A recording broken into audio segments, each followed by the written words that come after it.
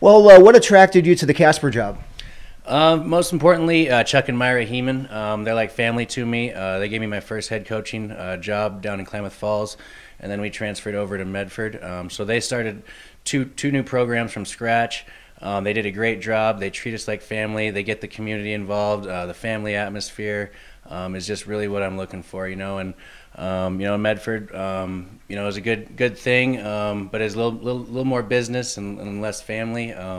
Obviously we're business. We want to win and we want to do everything the best of our ability. But there's that family atmosphere that's really nice, and I really appreciate that about Chuck and Myra. What do you look at collegiate baseball as? Is it developmental or is it winning and losing? How do you look at that? I like a little balance of both. Obviously, if you don't win, you don't keep your job in college sports. And those players, they want to win. We want to get players who want to win, but also we need to develop them so they go back to their schools, better than they came here. If they don't do that, then we didn't do our job. That's the most important thing for the player, the individual player. But you can get them to buy into team concepts. We have four shoulds. We can go into that later. But get them to buy into the culture and the mentality, and they'll get both out of that. And they won't even know it, but they'll have a fun summer and end up with some wins and hopefully a championship like we did down in Medford. Recruiting is the name of the game here. What are your connections to get players here? Yeah, absolutely. Recruiting is the name of the game. Without recruiting, you're not going to have a good team. So.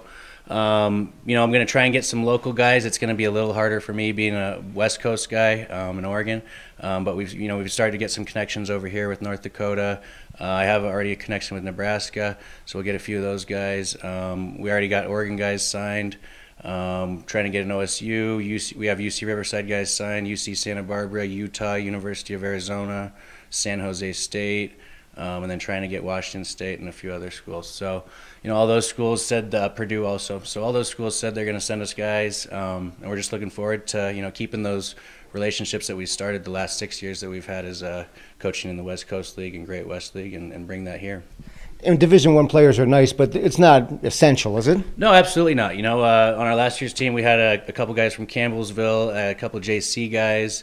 That were very good, so it doesn't matter. And that's why I say I just want to get to know some of the local talent around here, some of the JCs, smaller schools. Because just because some guy's a D1 player doesn't mean he's better than a JC guy. Me personally, I went JC, and then went D1 too. So, you're going to find good players wherever. They don't have to be D1 players. Those are just kind of the nice core connections that we like to maintain over the years.